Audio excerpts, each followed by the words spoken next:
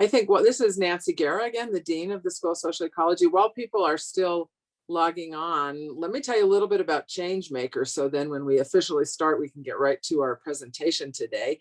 I don't know how many of you have heard of ChangeMakers, but it's our annual support group from the School of Social Ecology, and ChangeMakers helps us fund scholarships, fellowships, and they're really ambassadors for our school. So please visit our website if you're interested, and there's many ways you can get involved in our school. Daybreak Dialogues has been an extremely successful activity of the ChangeMakers and of our school, showcasing our faculty engaged in these innovative solutions to what people are now calling wicked problems. And I always admit when we have these that when Doug Colby and the team, who we should give a lot of credit to, started this, I said, who's going to come at 7:30 in the morning to kind of, be up and running and attend a presentation? And I was wrong. We've had great turnout. We usually have a fabulous breakfast, which always makes it nice. And I hope you all have a nice breakfast at home. Hopefully next year, by the fall, we'll be back in business and we'll be actually having these live again, because there really are great presentations and great opportunities for people to get to know our faculty and learn about all of their important work. So it's 5 after. I'm going to get started today because I don't want us to shortchange our guest speaker for any time. Let me just introduce our guest speaker, Mike Méndez, who's an assistant professor of environmental policy and planning in our school in the Department of Urban Planning and Public Policy. And he's really a great example of the kind of faculty that we're able to attract, who have research experience, who are academically trained, but who also have experience in planning policy. And he has more than a decade of really senior level experience in the public and private sectors. And he's been very actively engaged in the policymaking process, which the more we can get science to drive policy, the better. He's worked for the California State Legislature. He's been recently appointed by Governor Gavin Newsom to the LA Regional Water Quality Control Board. And he's also contributed to a lot of state and national policy initiatives, including the California Air Resources Board, the U.S. Global Change Research Program's Work Group on Climate Vulnerability. And more recently, he's been appointed by the National Academy of Sciences, Engineering, and Medicine to the Board on Environmental Change and Society. What I think is really interesting is how we're seeing all the links between climate change and social justice. And it's really what the School of Social Ecology is about. I was listening to a webinar by Bill Gates, and what I recall from he was saying about the world, he said, everything's interconnected.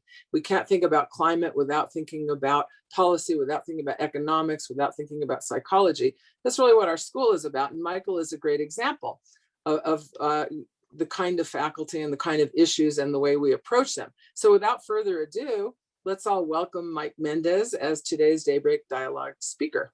And let me just mention, please put questions in the Q&A. We'll hear from Michael for about 45 minutes, and then I'll monitor the Q&A. It's hard to monitor Q&A and chat, so please put your questions in the Q&A. Okay, Michael, it's your turn. You're on. Thank you, Dean Guerra. It's such a pleasure to be here, and good morning to everyone. And thank you for making this important event that the School of Social Ecology sponsors each year. And thank you to all the ChangeMakers that supports the work that the School of Social Ecology does, including my work that looks at climate change, public health, and issues of environmental and racial justice. So thank you for the opportunity.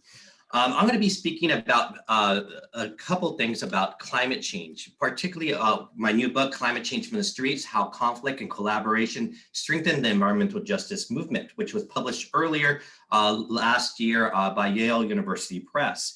Many of you know that California is often seen as a global leader in subnational or state level climate action, but it is also a hotspot for climate impacts and injustice. In California, we are experiencing a major climate change crisis and historic racial unrest. In the last year, millions of people have been impacted by multiple disasters: fires, blackouts, heat waves, drought, hazardous air quality, a deep economic recession, and of course, the ever-present COVID-19 pandemic. These are all major life events. These compounding of disasters have cascading health, social, and economic impacts. Due to existing structural inequality, These impacts are disproportionately affecting low-income people of color. To address the climate emergency, activists and policymakers have proposed the Green New Deal at the federal level. It is a radical proposal to decarbonize the economy and address poverty and inequality. However, for the last 2 decades, low-income communities of color have also pushed state and local governments to experiment with reducing greenhouse gas emissions in approaches that also address inequality and public health. These efforts in climate experimentation have been contentious and often met with significant resistance. While I'm supportive of the Green New Deal, I'm here to say that there's nothing new about the Green New Deal. Climate change experiments in places like California since 2006 have been all-out street fights. Environmental justice activists are often pitted against traditional environmentalists who favor the least costly mitigation solutions, which do not necessarily maximize equity and public health outcomes in low-income communities of color. These conflicts over climate change are cultural at their core. They illustrate that although the science of climate change is clear, policy decisions about how to respond to its effects remain contentious. Even when such decisions claim to be guided by objective knowledge, they are made and implemented through political institutions and relationships and all the competing interests, power, and racial struggles that this implies. So if we look closely towards the example of California, it reveals the contingent nature of climate policy, the assumptions and social, political, and cultural attitudes that often create conflict between community understandings of local environmental conditions and the prevailing global top-down conceptualization of climate change. In California, tensions between different approaches to addressing climate change are often centered on the politics of scale, economics, class, and race. These differences in worldviews, if unacknowledged, can lead to the breakdown of trust even among groups that are nominally working towards the same goal, reducing the harm that climate change would do to human societies and our planet. Again, for insight into national level conflicts between groups working on climate change, one should look at the nearly 2-decade California experiment of incorporating environmental justice and health equity principles into climate change policy. For environmental justice activists in California, the main threat from climate change is the disproportionate harm that it causes their bodies and health of their communities. For them, climate change is not just about global greenhouse gas models.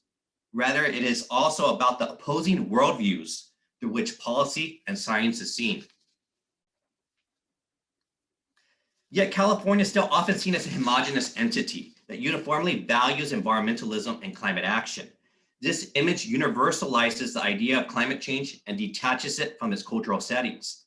It also obscures how the localization of environmental policy and science within the state involves processes of public consultation and legitimacy.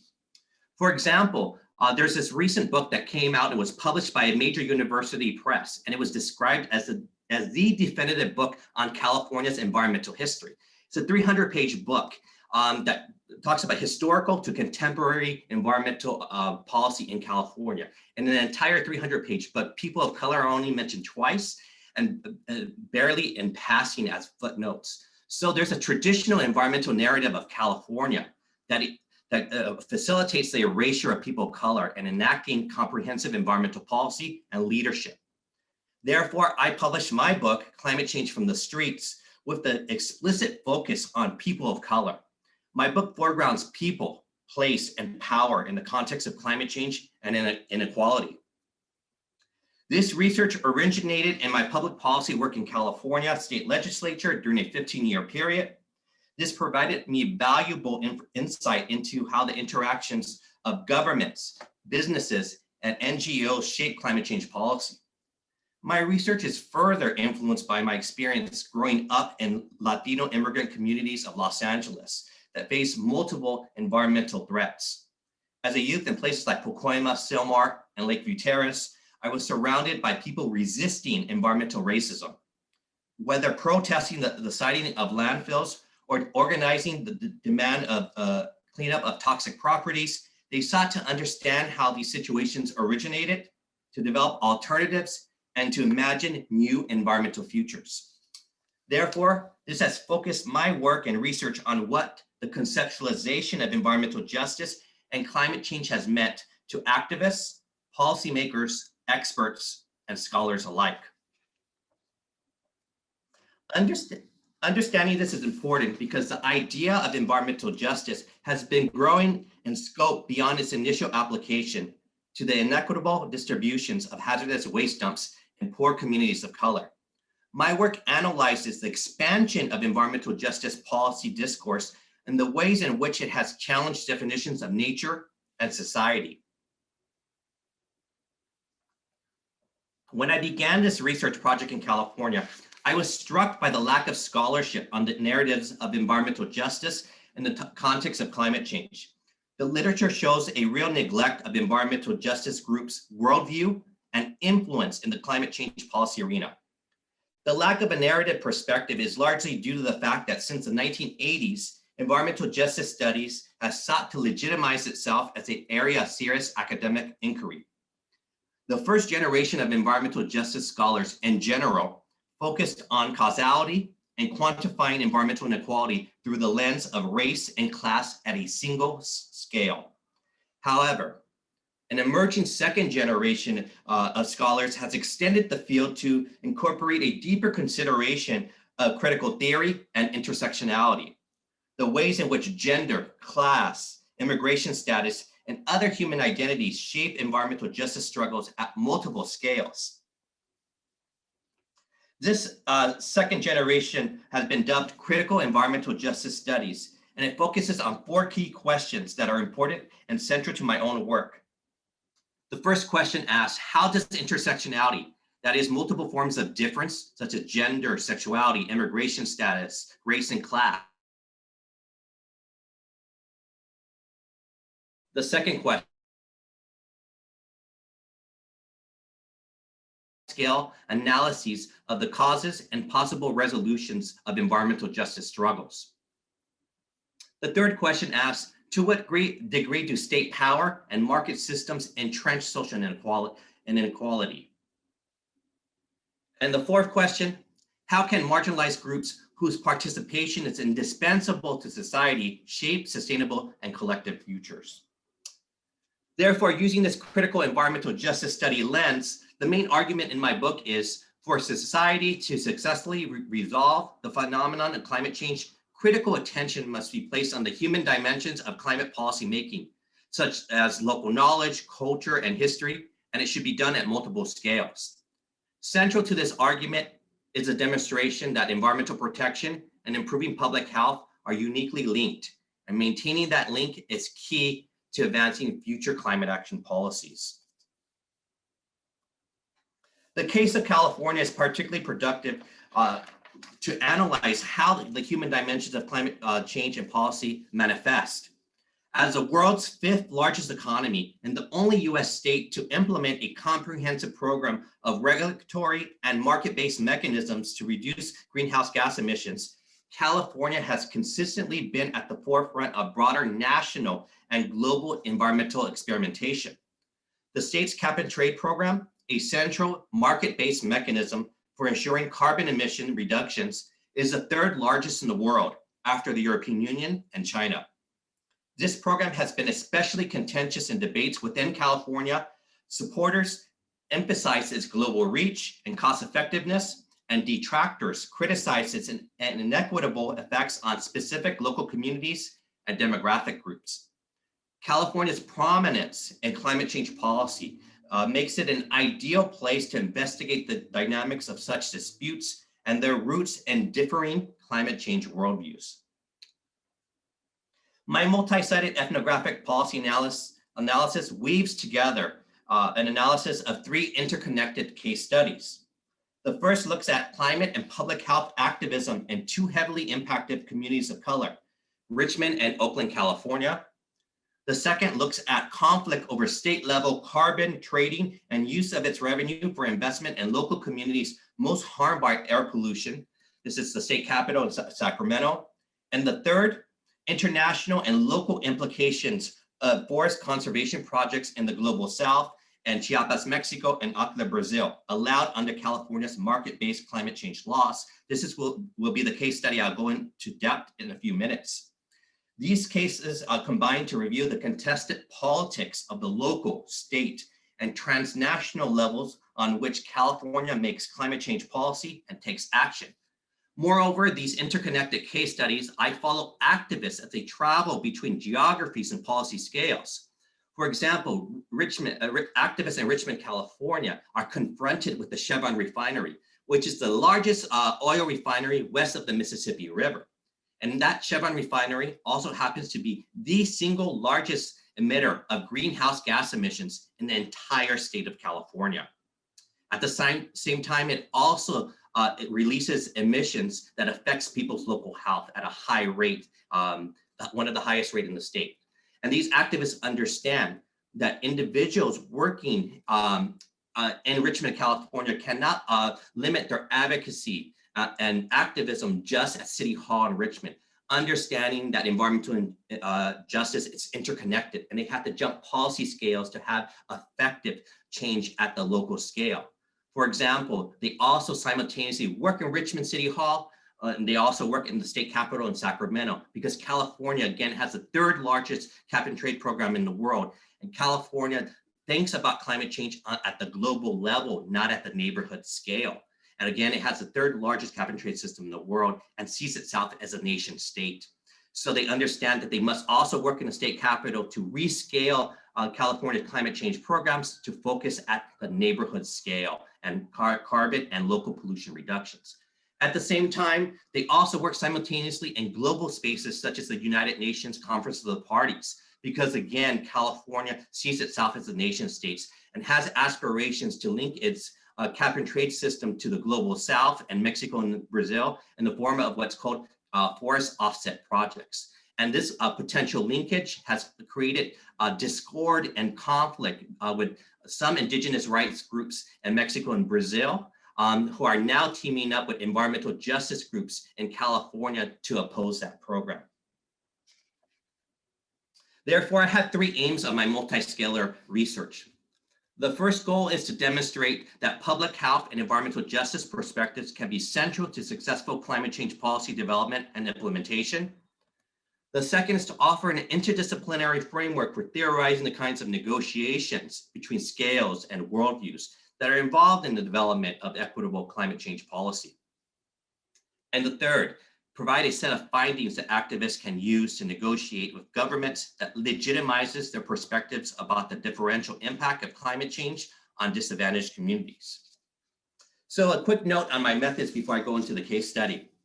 As a multi-scalar case study, my work draws on two main sources: notes from my years observing policymaking in the Sacramento State Capitol, and extensive interviews with climate policymakers and environmental justice stakeholders from 2012 to 2015, and several follow-up interviews conducted in 2017 and 2018. My participant observer reflections, content analysis, and semi-structured interviews provide valuable information on the conflicts and collaborations defining environmental justice in California. So now moving to the case study. Before I go into this case study, I want to acknowledge that many of you are maybe ecologists or conservationists that are strong support of forest conservation projects. But I think you may not agree with this following case study, but I also think it's important as scholars and environmentalists that we understand the modes, strategies, and logics that strong social movements like environmental justice are employing. And this case study tends to break down those motives. In this case study from my book, here we are jumping scales from the local to the global. We see how the conceptualization of environmental justice as an organizing theme has spread horizontally throughout California, and how it is now vertically linked linked to the global south and Mexico and Brazil. For California advocates, there has been a growing need to develop a global consciousness in the environmental justice movement. Activists recognize the importance of connecting local agendas with trends they see nationally and internationally around climate change. In this case study, I examined how continued collaboration, experimentation, and coalition building since 2012 has brought California environmental justice perspectives onto the global stage. This story centers on the ways in which carbon markets can create international links between local injustices and prompt new forms of translocal activism. A central figure in this story is Mary Rose Tarouk, an activist with the Asian Pacific Environmental Network, or APEN for short, one of the leading environmental justice groups in California, which is also based in Richmond, California. Interesting, her indigenous last name in Tagalog means to know. According to Mary Rose, the need to engage on a global scale became clear when APEN's Native American allies who represent sovereign nations were participating in United Nations debates on climate change policy. Native American advocacy groups like the Indigenous Environmental Network developed campaigns that brought US environmental justice groups to the United Nations and other global spaces. In these arenas, California environmental justice groups learned how linking their local campaigns could also help Indigenous communities in the global South.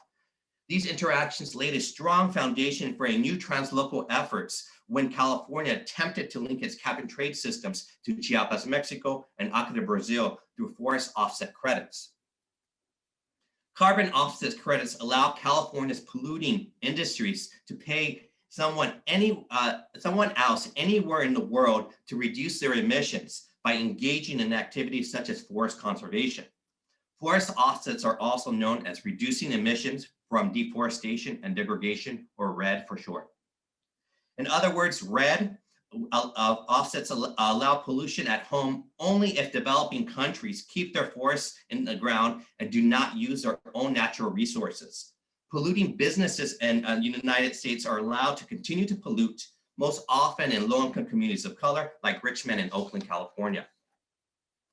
California's traditional environmentalists, such as the Environmental Defense Fund and the Nature Conservancy, polluting businesses, and some large indigenous groups. These are larger indigenous groups that are formally recognized by their federal and state governments and have formal land title.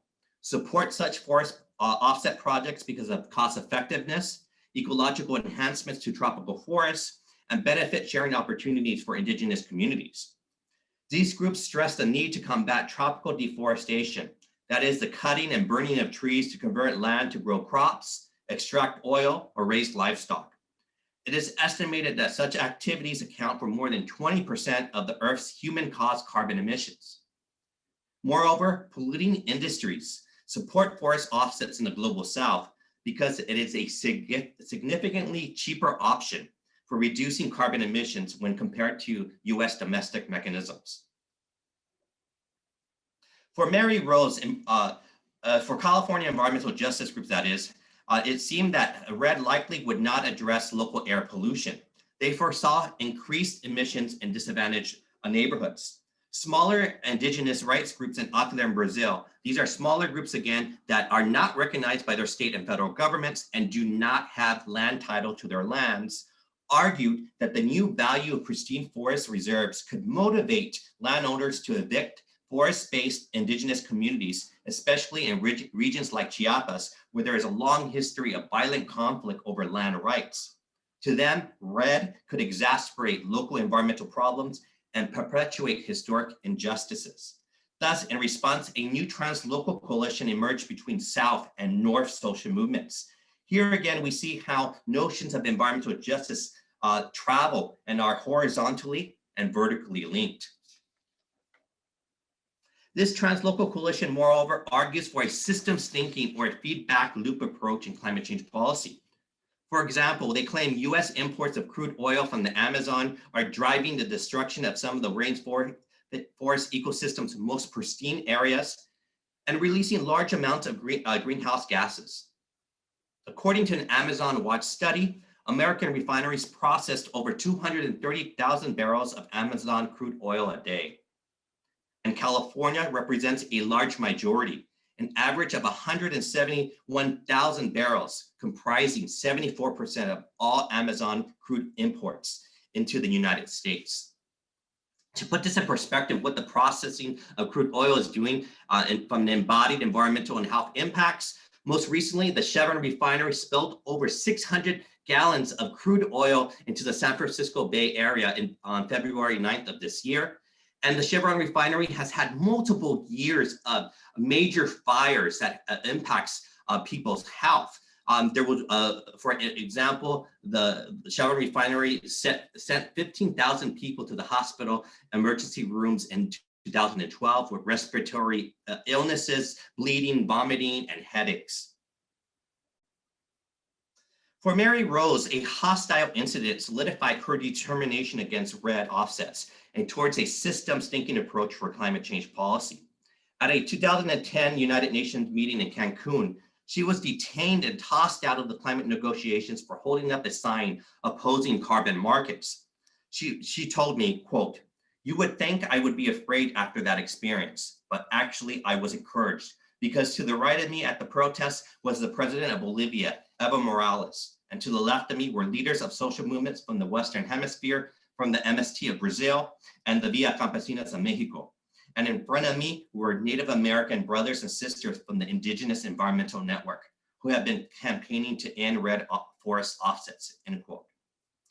Working together in person and via conference calls during 2011 and 2012, California environmental justice groups and indigenous rights groups organized an opposition campaign. Through this process, they were able to overcome concerns of groups from Mexico and Brazil that the California environmental justice activists might sell them out through carbon market trading and revenue sharing programs. After several collaborative negotiations, they eventually forged a common understanding about the spatial implications and global reach of California's carbon market, highlighting potential harms to those living among the trees and those living next to polluting industries.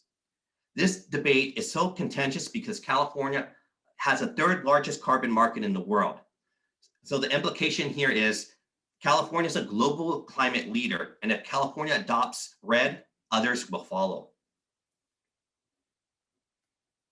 While policymakers in California proclaimed the benefits of forest offsets at international events, several indigenous groups from the global south protested the lack of consultation during the development of a proposal that could impact their lands and livelihoods.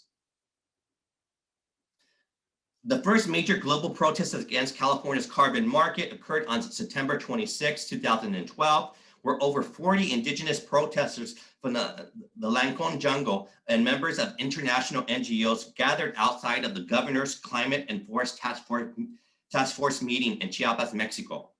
The task force, founded by the state of California, brought together government and business officials dedicated to implementing red policies globally.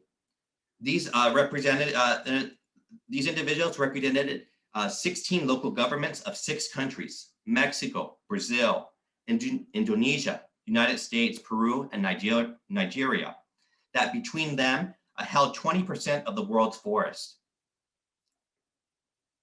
Among the most vocal protesters at the task force meeting was Ufima Sanchez, a Mayan indigenous leader from the remote jungles of Chiapas. Denied a chance to address the meeting, Sanchez seized the microphone during the opening plenary and spoke before a packed auditorium of several hundred participants. She was quoted as saying, quote, "We have come before you today to denounce the programs and projects that threaten to dispossess us of our territories. Why do the wealthy want to impose their will by force? The jungles are sacred and they exist to serve the people. We don't come to your countries and tell you what to do with your lands and your lives. We ask for the same respect," end quote. Ufima's rejection of offsets invoked the nature of the forest as a home, as a historically contested territory, and as a sacred space. Her intervention highlights how climate policy maps onto existing cultural meanings and social and historic dynamics concerning property and politics. For example, if we look at one of the protest slides here in Spanish, it reads, "The government of Chiapas is lying to us. They did not inform us. They did not consult with us. We don't want red forest offsets."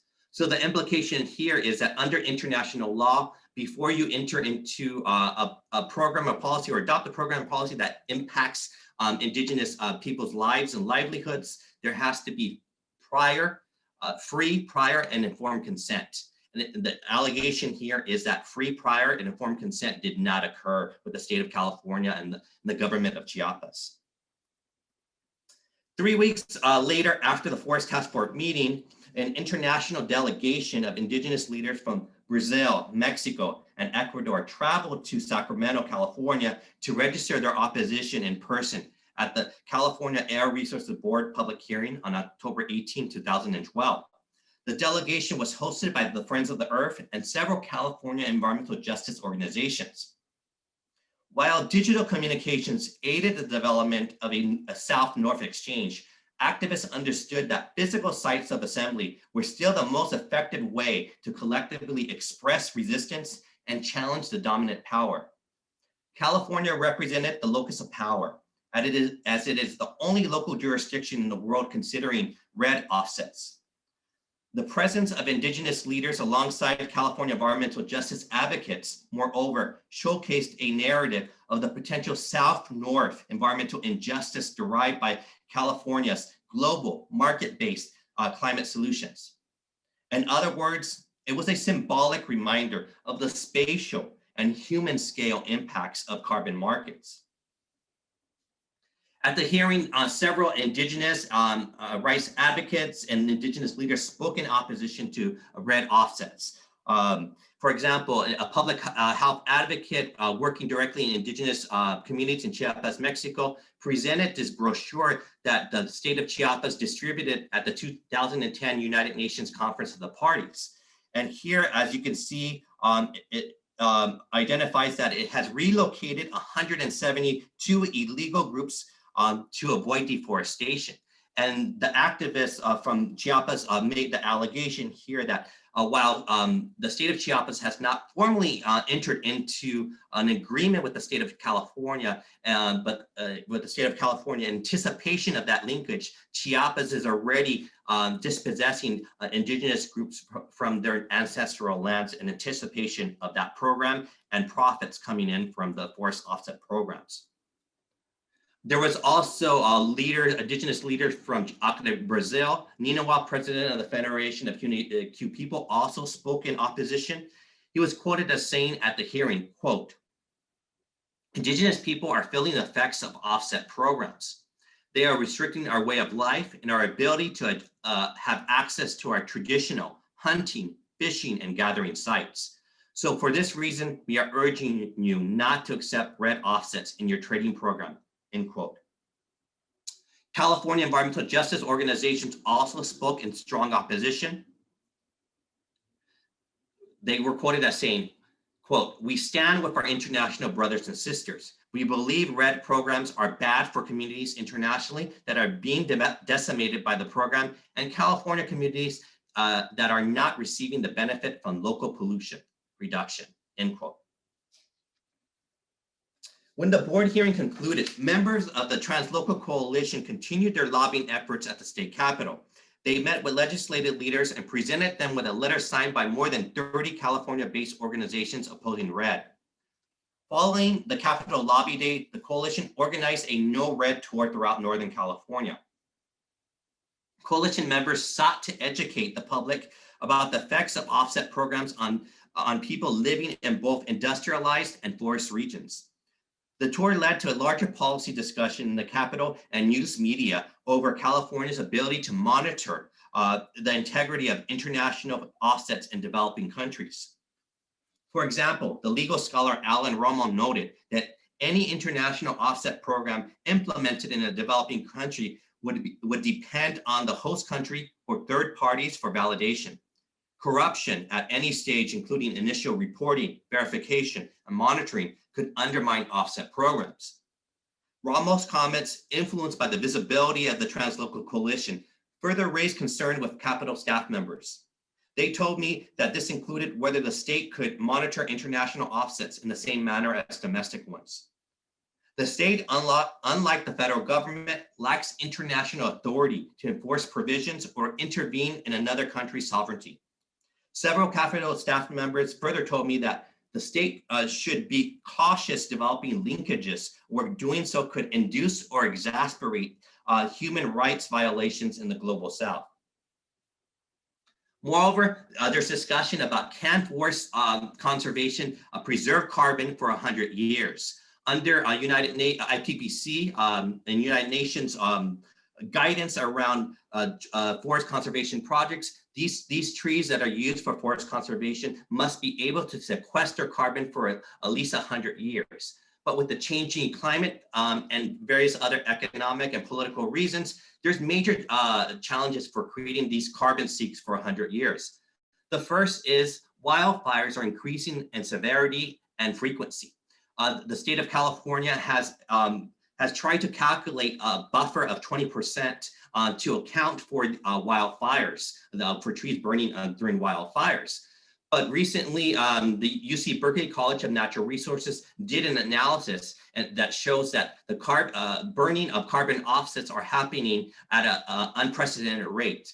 And the current calculations by the state of California are not sufficient enough because wildfires are increasing in severity and frequency, and the previous models are not taking that into account. And we see this happening in California and Brazil and Australia.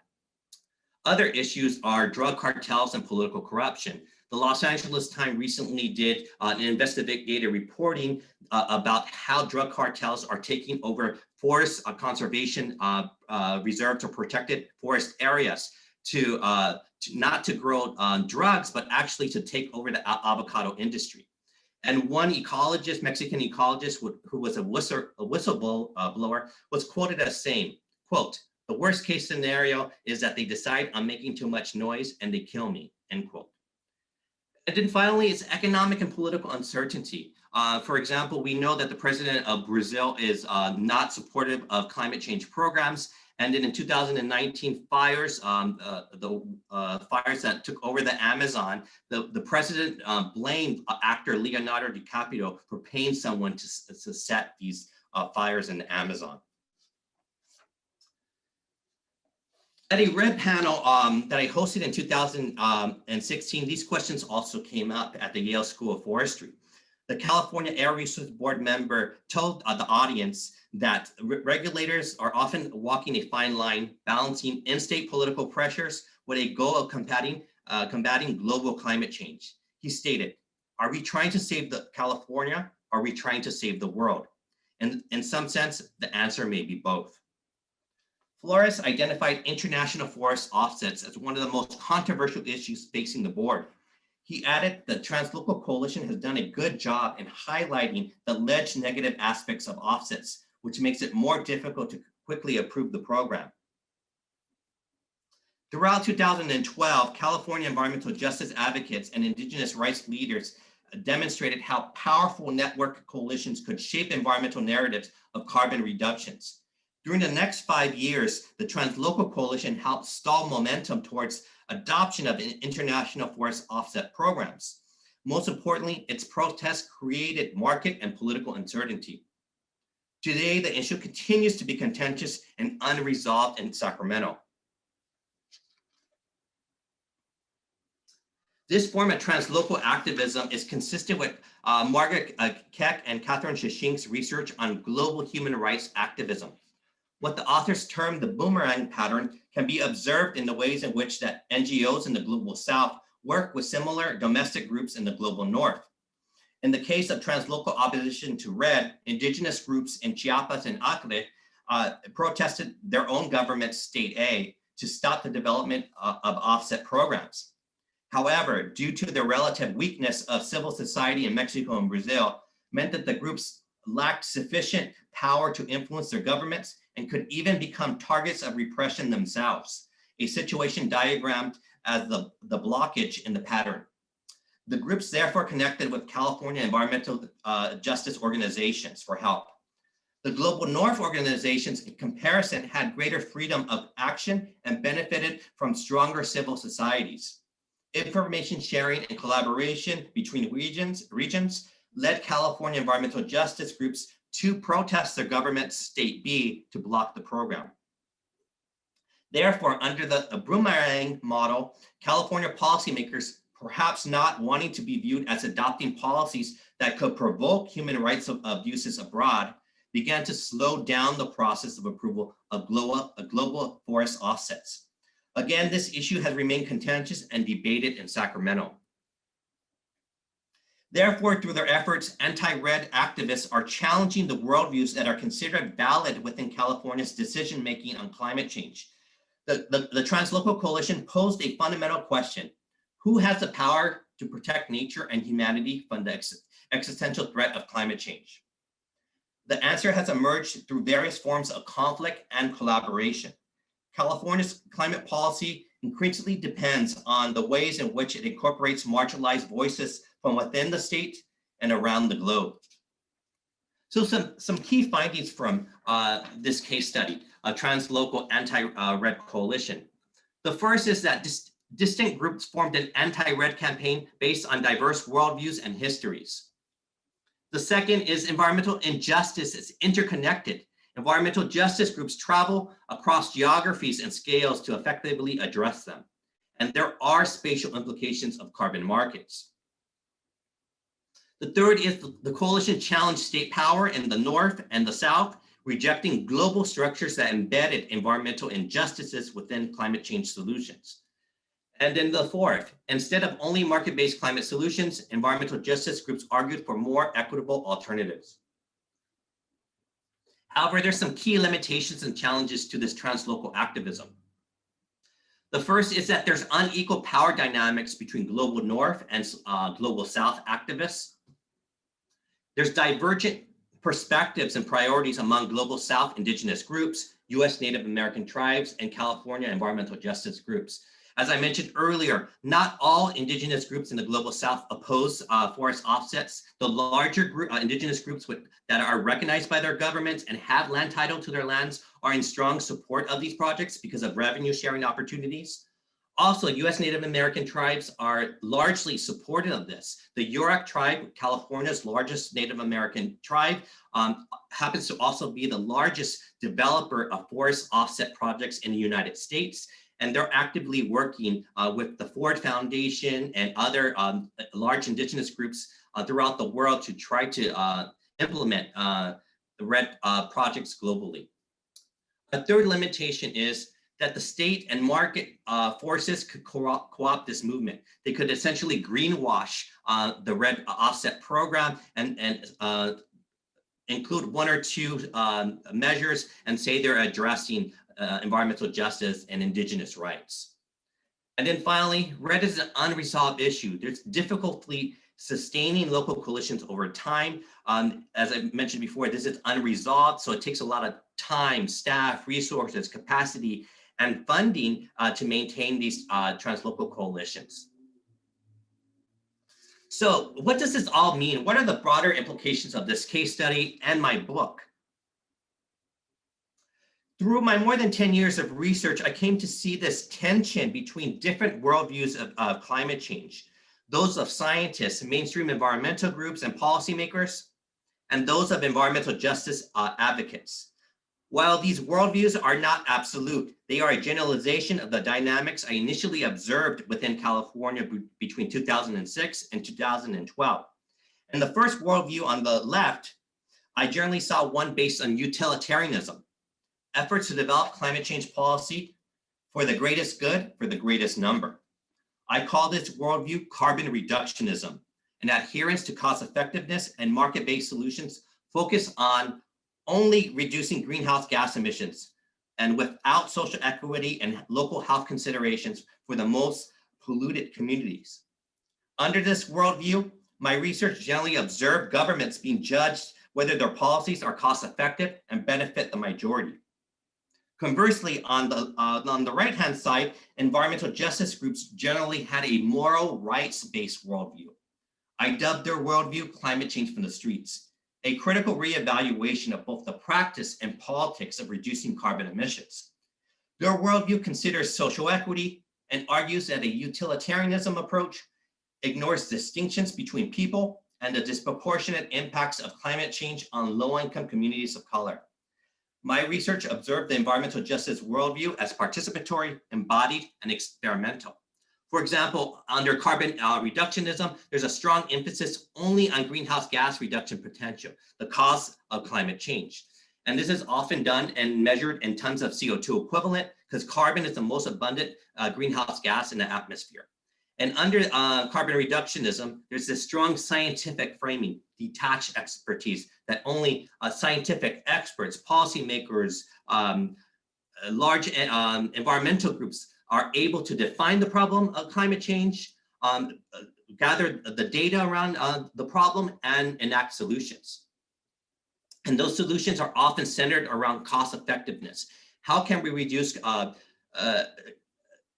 carbon emissions most cost effectively without creating a major shock to our economy? And often that is done through market-based solutions such as cap and trade. California, again, has the third largest cap and trade system in the world after the European Union and China. And this cap and trade system is seen as being geographically neutral.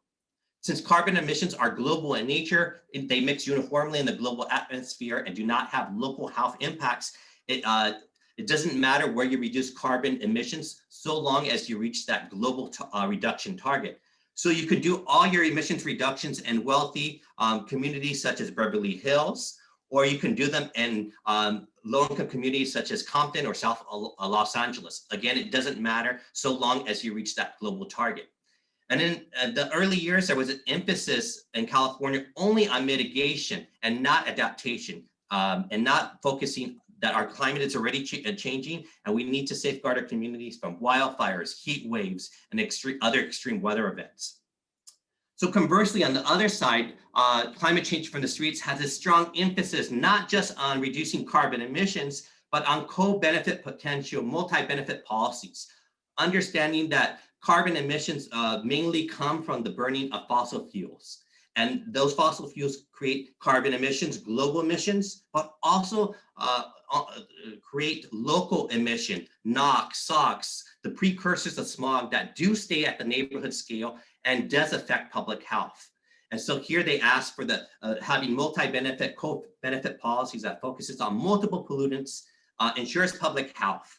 And therefore, there's a strong contextual framing, understanding that climate change happens in larger society, and that various forms of knowledge, experience, and local experience and expertise should be included in the problem definition of climate change, the data gathering, and the corresponding solutions. So those solutions are not only focused, of course, on cost effectiveness, but also on social equity. Under this model, cost effectiveness should not happen at the expense of social equity. And these solutions are often targeted towards community-based solutions, ensuring that these solutions are happening in the communities living next to the fossil fuel burning facilities, such as the Chevron oil refinery, and that these communities are put up at the front of the line for carbon reductions and pollution reductions. Therefore, there's this multi-scalar acknowledgement of climate change policy and solutions, linking the local and the global. And then finally, there's an emphasis on not only mitigation, but adaptation, acknowledging that neighborhoods such as Richmond and Oakland are experiencing the impacts of climate change, and that California should have a two-pronged strategy of mitigation and adaptation. And environmental justice groups were one of the first ones in 2010 to really push the state to have a more comprehensive adaptation policy. So to wrap things up a little bit here, many of you may consider these worldviews perhaps as a simple dichotomy. However, its use is intended to highlight a critical analysis of the contentious politics of scale, economics, and race. And it helps us as scholars to understand that the actors involved in climate policy making are often speaking from structural locations that are worlds apart. In 2012, yet I witnessed a big change in climate policy making. It became more participatory and synergetic. Through a recurring process of conflict and collaboration, a broad range of individuals and organizations are now co-producing what climate change means. And geographer Mike Hume argues that this tension between different worldviews can have a balancing, even creative impact, yielding stronger, more robust approaches to resolving climate change. Furthermore, worldviews are not fixed and can transform over time. Scientific ideas and beliefs about climate change evolve together with the representations, identities, debates, and institutions that give practical effect and meaning to policies. In other words, the ways in which we conceptualize climate change don't just happen. People are behind our government policies and environmental values, and they can change their minds. For instance, at a 2017 United Nations Climate Change Conference, the former California Republican Governor Arnold Schwarzenegger made statements that some traditional environmentalists now ascribe to the wrong climate change worldview. He insisted that climate action should now focus more on local air pollution and their health effects. Schwarzenegger's 2007 position, however, directly contrasted with his worldview when he held public office. As California's governor, he often impeded efforts to link climate change policy with environmental justice and public health. His changing perspective reflects the broader evolution of California's worldviews of climate change. Through such instances, we can assess the diversification of climate change in politics, tracing how scientific facts about the world are fused with social commitments. In closing, I attribute this co-productionist framework as being underscored by the narratives of embodiment. Environmental justice groups were pushing new hypotheses as well as evaluating existing ones around climate problems and solutions. They were calling for multiple ways of learning and knowing about climate change. Through my many years of interviews, I observed how environmental justice groups centered their work on telling stories of how their bodies bear the marks of environmental interactions. They framed their work on the human embodiment of climate change and carbon's associated co-pollutants. For them, the body is where diverse points of pollution, social stratification, and poverty intersect. I call this way of knowing and learning as climate embodiment, a concept that draws on ecofeminist studies and the field of public health. For example, environmental justice groups and Richmond argue for a holistic understanding that holistic understanding of links between the infrastructural body, that is the extraction of raw materials for the construction of buildings or the refining of oil, to the contaminated human body. In other words, we began to imagine a form of climate embodiment that represents a continuum, where the human body cannot be diverse from its environment, and environmental solutions cannot be isolated from the human body. In conclusion, this embodied research represents new models and engagement with climate change that makes space for alternative paradigms of environmental protection. My engagement with stakeholders since 2006 has allowed me to critically analyze how the success of climate change policy in California now depends on incorporating marginalized voices and embodied perspectives from the local and global scales. Thank you for this great opportunity today, and I really appreciate this privilege and look forward to your questions. Thank you. So thank you very much, Mike. That was certainly power-packed. And I just wanted to, we have a couple questions. Before we get to the questions, I wanted to ask you if you could, for those of us who are not climate scientists and who are concerned about what we can do, could you give us kind of a take-home message? What would you like us to take away from this talk in terms of our own understanding and activism in any way we can? Sure, great, thank you.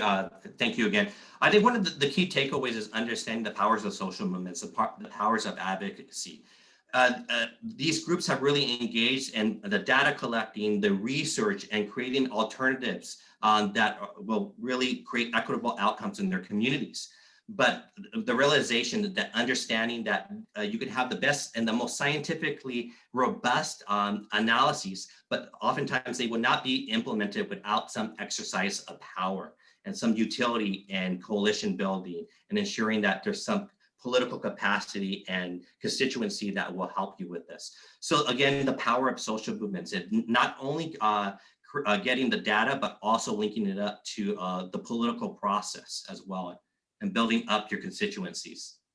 And what can we do just as concerned citizens who aren't involved in these social movements? Is there something we can do or some knowledge we need to promote? Some of the basic ones, of course, are supporting environmental organizations, particularly environmental organizations that center people of color. And as you support organizations or you support elected officials, really asking them on their positions on climate change in general, if they're supportive of climate change, and how they center their work again on people of color. Okay, that sounds very clear now. Let me just we have a couple minutes for questions, and one question, I think this maybe was relevant to earlier in your talk, but could you please clarify what you mean by single scale? Is this about a geographic scale, a neighborhood scale? Yes, it's geographic and policy scale. So like looking at that neighborhood scale, oftentimes environmental justice are rooted at the neighborhood scale, the local scale, because that's where the pollution and those environmental inequalities are happening. So environmental justice groups have always been focusing how can we change those outcomes at the neighborhood scale. But my work looks at multi-scale analysis, understanding that while that environmental outcome is happening at that neighborhood scale, it's interconnected with other policy scales, such as the state, regional, national, and global. So essentially, you can't only advocate at that neighborhood scale, but you also have to leave to other geographies and policy scales to affect change. Sounds like a classic example of social ecology and why you have to, approach climate change from a social ecological perspective. Let me, another question. Do you know of a good example of an environmental justice element prepared in response to SB 1000? And maybe you can tell the rest of us what SB 1000 is. Sure. Actually, that's my next research project that I've been working on for the last year. SB 1000 is a law that was passed in 2016 that requires cities and counties that had an environmental justice census tract, and this is determined by the state of California through various scientific tools of where environmental justice is. When they update their general plans, the general plans are land use plans about how your city or county is going to grow. And when they update those general land use plans, they have to include an element of environmental justice and of how they're going to improve their land use planning to have better environmental justice outcomes. And some of the examples would be National City, which was the first city in the country, I believe, that had an environmental justice element. And there's a couple other ones that are starting to emerge that I'd be happy to talk about later as I move forward with my research, but National City, Sacramento, and a couple others. And I think we'll end with this question, and it's a bit technical, but clearly of importance. Does your book evaluate the effectiveness of policies and tools like CEQA, CAPS, Cal EnviroScreen? I'm showing my lack of knowledge, SB 1000 on environmental justice. And if not, maybe you can leave us with some other sources of research on these topics. And can people also let people know if they can contact you for personally through your email? Sure, yeah. You could find me on the faculty webpage, and I'd be happy to answer any other questions. But yes, my book is essentially, some people have told me, essentially an environmental history book of California from a people of color's perspective. And my research evaluates various state level and global policies on how they affect environmental justice communities. So I encourage you to look at some of the book, Climate Change from the Streets, as well as my other recent work that looking at the effects of disparate effects of wildfires on undocumented migrant communities, in particular farm workers in the central coast of California.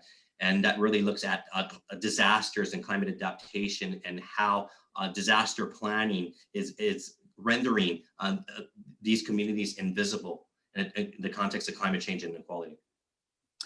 Well, thank you so much, Michael, first for doing such important work, and second for sharing it with us. So thank you all for attending. We're going to wrap up now. Our time has come. And Mimi has posted in the chat a link to Michael's website. So have a wonderful day and enjoy the rest of the week. And thank you for the opportunity. Good night. Good morning. Thank you all.